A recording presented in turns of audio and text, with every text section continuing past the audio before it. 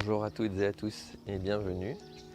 Je suis ici au Sénégal en tant que conseiller en agroécologie et donc je vais essayer d'expérimenter quelques petites techniques en agroécologie et essayer de vous les partager.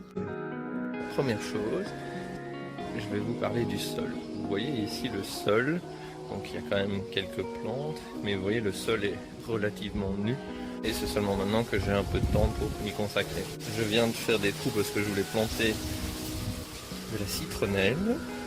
Et vous voyez ici les premiers trous que j'ai dû faire dans ce sol-ci. Vous voyez que j'ai dû prendre une pioche, j'ai même pris un marteau. Ce sol, vous le voyez sans doute, il est assez rouge, c'est dur, c'est hyper dur. Et c'est vraiment avec peu de vie. La seule vie que vous pouvez voir peut-être, c'est qu'il y a des fourmis. Dans un autre trou, j'ai pu constater qu'il y avait des termites. Mais à part ça, il n'y a pas grand-chose, il n'y a pas de vers de terre.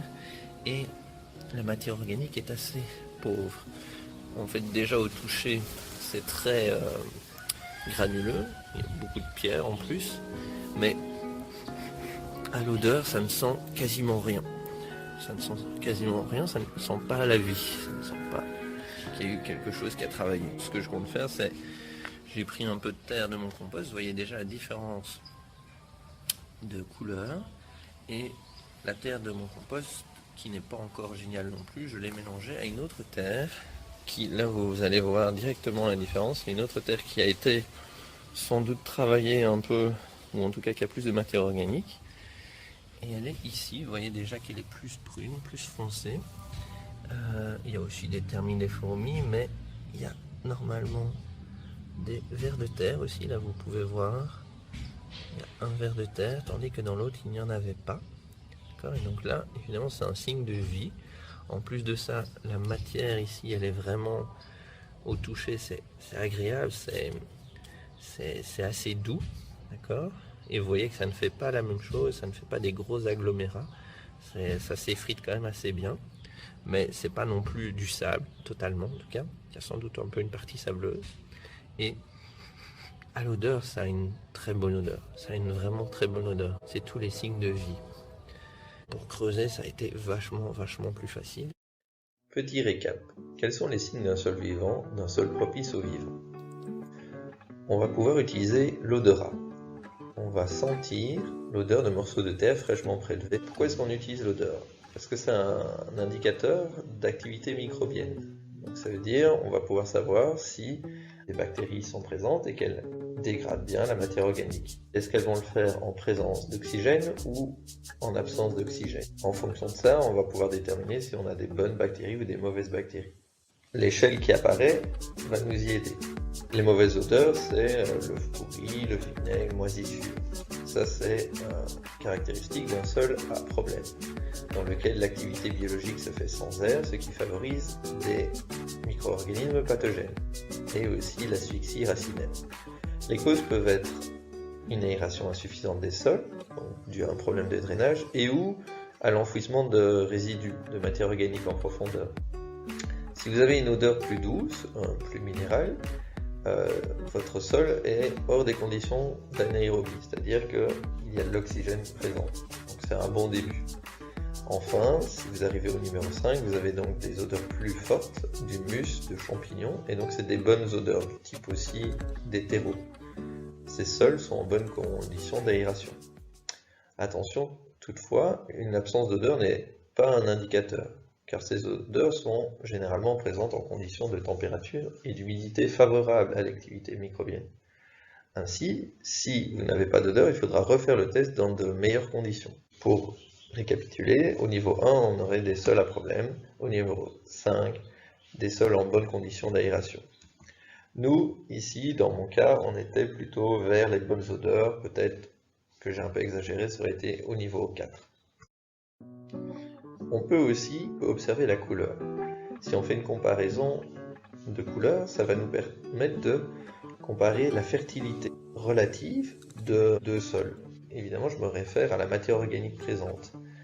Donc ça va être de deux zones de notre sol qui est cultivé pour déterminer, par exemple, s'il sera mieux de planter ou encore de déterminer où les pratiques sont les meilleures.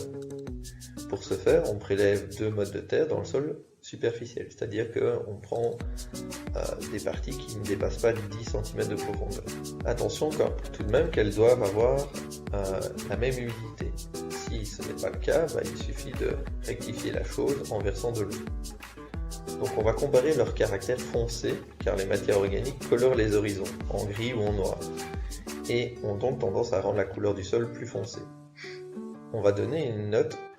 Au niveau 1, la couleur de la motte de la zone qu'on a choisie est franchement plus pâle que la motte de la zone cultivée ailleurs.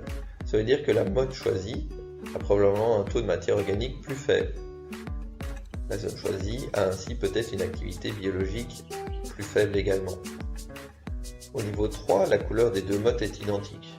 L'activité, a priori, et la matière organique sont identiques.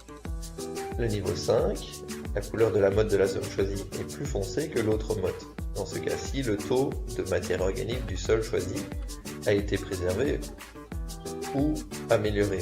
Il faut cependant rester attentif à ne pas laisser de la matière organique s'accumuler sur cette zone. Si on a trop, elle ne se dégradera pas assez vite et cela peut aussi causer des soucis pour la vie du sol. Sachez qu'un sol peu foncé n'est pas forcément synonyme non plus d'activité biologique faible. Il se peut que les matières organiques apportées soient rapidement décomposées par une activité intense des organismes du sol. Le fer peut aussi colorer le sol en teinte rougeâtre ou bleuâtre. Dans le cas de la vidéo, ça se voit sur la première zone cultivée qui était rouge, ici à gauche. Maintenant, si on fait le test de comparaison de couleurs, vous voyez que à gauche, le sol est nettement plus rouge et de couleur plus pâle. À droite, il est de couleur plus foncée, plus brune. C'est bien ce que je vous avais diagnostiqué, c'est ce sol qui sera préférable pour cultiver. Le sol, normalement, c'est quelque chose qui est vivant. Et en tout cas, si on veut y faire pousser du vivant, il faut que le sol soit vivant, justement. L'idée, c'est de diagnostiquer et après, d'améliorer ces choses-là. Pour améliorer, vous pouvez faire comme moi si vous avez la chance d'avoir l'espace pour de faire un compost. Donc là, c'est juste un vieux tonneau comme ça, dans lequel on a fait un trou en bas. Et comme vous voyez, c'est pas super bien géré parce qu'il y a beaucoup de caillasses, etc. Sans doute que la balance carbone-azote n'est pas respectée totalement, mais bon, c'est un début. Et moi, ce que je fais, c'est que j'ai récupéré ça, qui est d'une cage à poules, et un espèce d'autre treillis pour un peu enlever les pierres. Néanmoins, c'est pas parce que vous avez des pierres que ça ne va pas pousser non plus. Ça, c'est faux. Après le moment où vous allez enrichir votre sol, ça peut très bien pousser même avec de la caillasse et des pierres. Si vous n'avez pas de compost, ce qui peut être intéressant, puisque ici au Sénégal, il y a quand même souvent beaucoup d'animaux, c'est d'utiliser les déjections animales en mélangeant peut-être de la terre, même votre terre qui n'est pas fertile, c'est intéressant de l'utiliser. C'est-à-dire que si c'est cette terre qui est là, il ne faut pas non plus importer plein de terre. J'espère que ça vous aura inspiré et à bientôt. N'oubliez pas de rester actif et active grâce à la réflexion, en partageant et en sortant de votre zone de confort.